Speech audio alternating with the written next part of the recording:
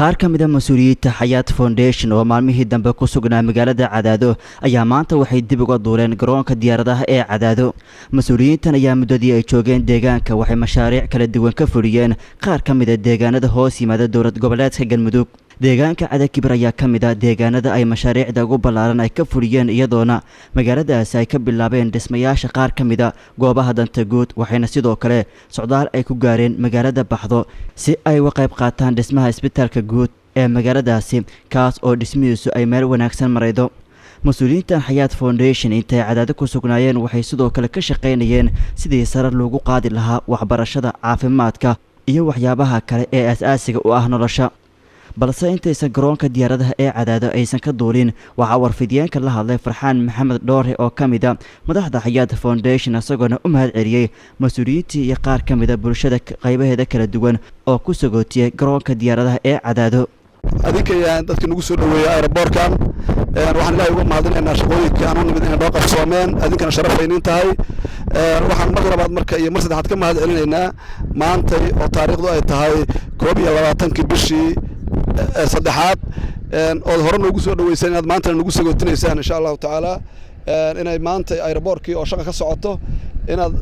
nagu sagootisaan annagana shaqooyinka ay gudanay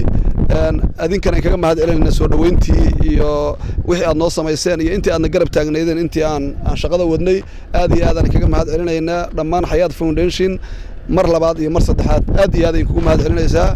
waxaan nagu dhiirigelisay inaan wax badan soo laalaabano waxaan nagu dhiirigelisay inaan deegaanka horumarkiisa ka qayb qaadano waxaan nagu dhiirigelisay inaan leenahay walaalo na jecel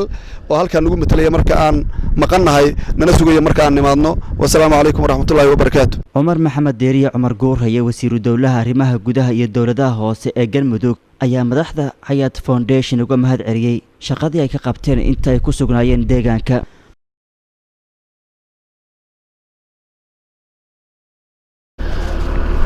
بسم الله الحمد لله aad iyo aad baan maanta ugu faraxsanahay inaan halkan ku sagootino walaalaha Xayaat Foundation oo halkan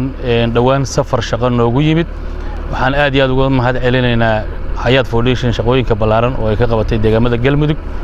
oo dhinaca caafimaadka, waxbarashada iyo shaqooyin kale oo horumarineed oo ay qayb weyn ka qaateen deegaamadan iyo intii dhowrkii cisho oo ay nala joogeen oo si runta ay hirgeliyeen ama ay qabteen shaqooyin badan